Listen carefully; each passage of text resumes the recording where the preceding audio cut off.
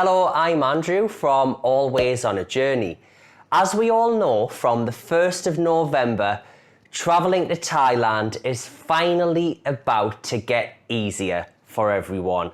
In this video, I want to share with you a few pieces of information about the Thailand Pass. But before I do that, I want to share with you that it's expected from the 1st of November, 4 provinces within the country are expected to lift the alcohol ban, and those 4 provinces are Bangkok, Krabi, Phuket and Phang Nga.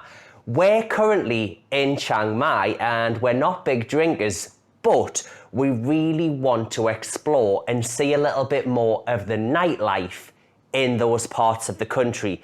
So tomorrow we're going to be traveling from Chiang Mai to Bangkok to experience what Bangkok is like right now. I made a tutorial to help some of you with your COE application.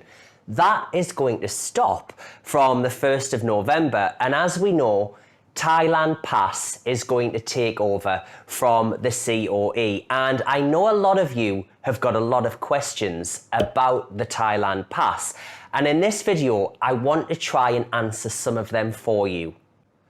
All of the information that I share with you in this video, it is from an official website. It's from the Ministry of Foreign Affairs website. If you want to have a look at these questions and answers in more detail, the link is in the description. Also, I want to make it clear, please don't ever take anything that I say as the truth, because it can change on a regular basis. But what I want to do is just have a look at some of the most common questions and just clear some of the answers up for you. The first question is, when will the Thailand Pass be available? And I'm sure a lot of you already know the answer to this, but on the screen now I'm showing you that this is due to be launched on the 1st of November, 9 AM Bangkok time. In the next few days, once this is up and running, I'll try to get in there and do an application myself, and I'll share a tutorial with you if that's possible. Number 2, is Thailand Pass required for all 3 schemes to enter Thailand? I won't go into too much detail about the 3 schemes that are available in this video. I'll just mention what they are and show you them on the screen, and I'll leave a link to the TAT website because there's an article in there that you can read. The 3 schemes are exemption from quarantine, test and go, living in the blue zone, which will include 17 sandbox destinations, and third, alternative quarantine. And the answer to this question is yes. Every person traveling to Thailand, regardless of which scheme you plan to enter, will need a Thailand Pass before traveling. Now, the third question is really common, and I've had a few questions asked already from some of you about this. If I already have an approved COE, can I still use that, or do I need to apply for a Thailand Pass?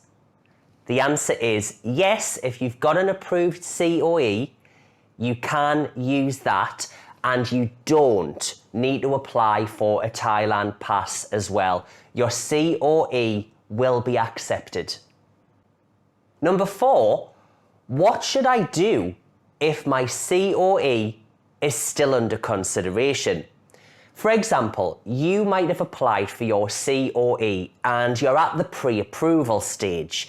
You need to then upload a few other documents before it's approved. Now, if you are at the pre-approval stage, you can still process your COE application anytime up until the 7th of November. From the 8th of November onwards, you would need to apply for a Thailand Pass. Can I change my travel date once I have received my QR code? If you've already received your QR code and you need to change the date, you would need to reapply for your Thailand Pass. Next question, I'm traveling as a family. Can I make one application for all of my family? No, that isn't possible. Every single person who is 12 years old or older must have their own application. But say, for example, you're a family of 4, 2 parents, 2 children under 12. For children under 12, you don't need to make an application. You can add children under 12 to the personal information section. So with the family of 4, 2 adults, 2 children under 12, you would simply make an application for the 2 adults and put the 2 children in the personal information section. Next question. My children are unvaccinated. Can they enter Thailand under the same scheme as their parents? And the answer is children over 12 must be vaccinated to enter Thailand under the exemption from quarantine scheme. Do I need to apply for Thailand Pass if I plan to enter Thailand by land or by sea?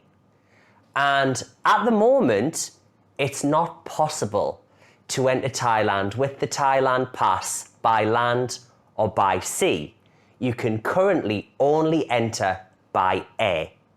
Do I need to submit my negative COVID test result in the Thailand Pass application?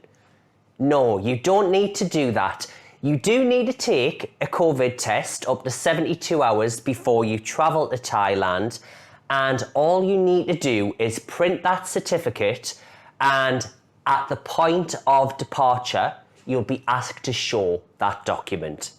Okay, and now I just want to highlight the documents that you'll need when making your Thailand Pass application.